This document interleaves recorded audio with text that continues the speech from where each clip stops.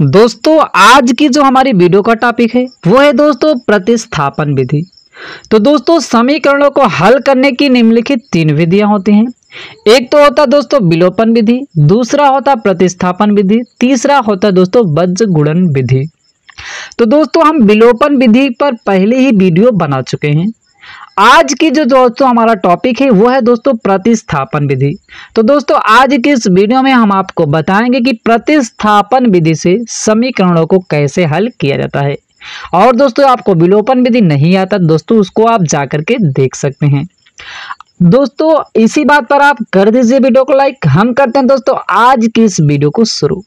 तो दोस्तों आपको इस तरह से समीकरण दे दिया जाएगा और कहा जाएगा कि दोस्तों इसे प्रतिस्थापन विधि से हल कीजिए। तो दोस्तों सबसे पहले आपको ये जो दिया गया इसको मान लीजिए हमारा दिया गया है समीकरण 1। ये समीकरण 1 है और ये जो दूसरा दिया गया इसे मान लीजिए आपको दिया गया है समीकरण ये 2 है आपका। अब दोस्तों आप जानिए कि प्रतिस्थापन विधि आखिरकार होता क्या है।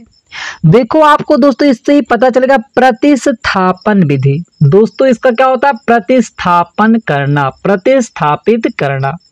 या दोस्तों आप ऐसा समझिए कि इसे कहते हैं कॉपी पेस्ट विधि। मतलब दोस्तों इसमें एक मान को हम कॉपी करते हैं और दूसरे समीकरण में जा करके पेस्ट कर देते हैं। जैसा कि दोस्तों अभी हम आपको बताएंगे कैसे कॉपी किया जाता है और कैसे पेस्ट करके मान निकाला जाता है। माना जैसे दोस्तों ये हमारा समीकरण 1 है और ये समीकरण 2 है। माना आइए दोस्तों हम लेते हैं समीकरण 1 से। समीकरण 1 से अब मान लीजिए दोस्तों समीकरण 1 से हम हल कर रहे हैं। ले लीजिए दोस्तों जैसे x प्लस वाई बराबर अब हमें दिया गया है 14। अब दोस्तों हमें पता चलेगा कैसे कॉपी किया जाता है और कैसे पेस्ट किया जाता है। अब दोस्तों आप यहाँ से किसी का भी मान प्रतिस्थापित करें। प्रतिस्थापित का मतलब दोस्तों इधर से उधर आपको कर देना है। जैसे मान लीजिए दोस्तों हम y को प्रतिस्थापित कर रहे हैं, ये x क्या रहेगा, इधर ही रहेगा और y को हम उधर भेज रहे हैं, ये 14 और ये दोस्तों जब ये प्लस का y इधर जाएगा तो ये माइनस का y हो जाएगा। इसे ही दोस्तों हम कहते हैं प्रतिस्थापन करना, मतलब इधर से आपको उधर कर देना है। अब ये जो आएगा दोस्तों इसको आपको मान लेना ये हमारा है समीकरण 3। क्या है, समीकरण 3 है। अब दोस्तों आपने क्या किया कि समीकरण 1 लिया, उससे हम x को कॉपी किए, x का मान ये जो है मैंने कॉपी कर लिया। अब इस x का मान जा करके समीकरण 2 में हम पेस्ट कर देंगे। समीकरण 1 से कॉपी किए और इसमें जा करके पेस्ट कर देंगे। अब क्या करेंगे कि x का मान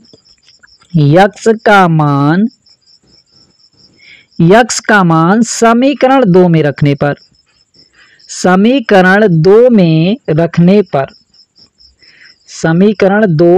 रखने पर अब दोस्तों जहां पर हमें x दिया गया है वहां पे हम क्या रखेंगे, 14 माइनस y रख देंगे। अब दोस्तों हमें समीकरण 2 क्या दिया गया है, जो कि हमें दिया गया x माइनस वाई बराबर दोस्तों हमें दिया गया है 4। अब दोस्तों हमें क्या करना है, जहां पर x है वहां पे क्या रखेंगे, 14 माइनस वाई रखेंगे। तो आइए दोस्तों रखते हैं, यहाँ पे x है, यहाँ पे क्या रखेंगे, 14 माइनस वाई रख देंगे। 14 माइनस वाई और ये पहले का y है तो माइनस वाई बराबर ये हमारा 4 है। अब दोस्तों क्या करेंगे, y एक तरफ रखेंगे और गिनती एक तरफ कर देंगे। अब दोस्तों आप जानते हैं कोई भी चिन्ह माइनस में जुड़ता है, चिन्ह माइनस का रहता है लेकिन माइनस माइनस जुड़ता है। जैसे एक y है और ये y है तो ये दोस्तों आपस में हो जाएगा माइनस का 2y हो जाएगा।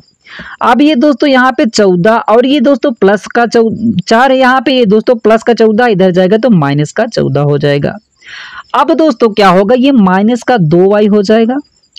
अब ये क्या होगा, 4 में से 14 नहीं घट पाएगा तो 14 में से दोस्तों 4 घटेगा तो ये हो जाएगा 10। अब लेकिन दोस्तों इसमें क्या चिन्ह माइनस का 14 के साथ है तो चिन्ह किसका बड़ा है, 14 का, वो भी माइनस में है तो माइनस ये लग जाएगा। ये माइनस आपस में कैंसिल हो जाएगा। y बराबर ये इधर गुणा कर रहा है, इधर जाएगा दोस्तों आपको भाग कर देगा। ध्यान देना दोस्तों, इधर गुणा करेगा तो इधर भाग करेगा, इधर भाग करेगा तो इधर गुणा करेगा, इधर प्लस रहेगा इधर माइनस हो जाएगा, इधर माइनस रहेगा तो इधर प्लस हो जाएगा। ये चीजें दोस्तों आपको ध्यान देना है। अब दोस्तों ये कट जाएगा, 2 पंचे 10 हो जाएगा। तो दोस्तों ये y बराबर हमारा कितना आया मान, y बराबर 5 आ गया। अब दोस्तों इस y का मान चाहे तो आप समीकरण 1 में रख लें, समीकरण 2 में रख लें, या दोस्तों आप ये तो अभी 2 से कर ही रहे थे, समीकरण 1 में रख देंगे तब भी मान आ जाएगा, या समीकरण जो हमने 3 मान बनाया है इसमें भी रख सकते हैं। तो आइए दोस्तों हम समीकरण 3 में मान रख देते हैं। y का मान समीकरण 3 में रखने पर, समीकरण 3 में रखने पर, 3 में रखने पर, अब दोस्तों समीकरण हमारा 3 क्या है, जो कि है दोस्तों x बराबर 14 माइनस का y है। अब दोस्तों जहां पर y है वहां पे हमें क्या रखना पड़ेगा, 5 रखना पड़ेगा। तो x बराबर ये क्या हो जाएगा 14 और ये माइनस का 5, y क्या है 5, तो यहाँ पे 5 रख देंगे। अब ये दोस्तों x बराबर क्या आएगा, 14 में से 5 गया दोस्तों आएगा 9। तो x बराबर हमारा क्या आ जाएगा मान, ये आ जाएगा हमारा 9, और यही जाकर के दोस्तों हमारा फाइनली जाकर के आंसर भी आ जाएगा। अगर दोस्तों आपको थोड़ा डाउट हो कि हमें ये हमारी जो हमने सवाल किया ये सही है या गलत है, इसका हम कैसे पता लगा सकते हैं, तो दोस्तों इसके लिए आपको जांच करना पड़ेगा। कैसे किया जाता है दोस्तों, आइए हम आपको वो भी बता देते हैं। यहाँ लिख देते हैं जांच करने पर। तो दोस्तों यहाँ पर आप जांच भी कर सकते हैं, जांच करने पर। तो दोस्तों हम आपको एक एक टॉपिक बताएंगे एकदम बेसिक तरीके से कि सब चीज आपको आ जाए। तो जांच करने के लिए दोस्तों आपको चाहे तो समीकरण 1 में ले लीजिए या समीकरण 2 ले लीजिए, उसमें आपको x और y का मान पुट कर देना है, और दोस्तों उसमें LHS और RHS बराबर है, तो हमारा मान लीजिए कि समीकरण का मान जो है सही है। माना दोस्तों हम ले लेते हैं समीकरण 1 से, समीकरण 1 से। अब दोस्तों हमारा समीकरण 1 क्या है, जो कि है दोस्तों x प्लस y बराबर हमें दिया गया है 14। अब हम क्या करेंगे, x और y का मान यहाँ पे पुट कर देंगे। अब x का मान दोस्तों हमारा कितना आया है, 9 आया, यहाँ पे 9 रख देंगे, और y का मान दोस्तों हमारा कितना आया था 5, तो ये 5 रख देंगे, ये बराबर हमारा 14 है। अब इसको जोड़ेंगे दोस्तों 9 5 14 हो जाएगा, और ये भी दोस्तों हमारा क्या आ जाएगा 14 आ जाएगा। तो दोस्तों आपको ध्यान देना, जब हमारा LHS और RHS दोनों आपस में बराबर आ जाएं तो हमारा ये क्या है मान बराबर आ गया, तो जान लीजिएगा दोस्तों हमारा समीकरण सही है।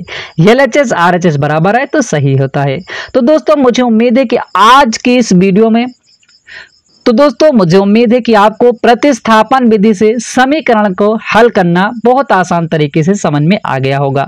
अच्छा लगा हो दोस्तों लाइक करें, दोस्तों तक शेयर करें, और दोस्तों ऐसी ही वीडियो पाने के लिए हमारे चैनल को आज ही सब्सक्राइब करें। फिर मिलते हैं दोस्तों एक नई वीडियो के साथ।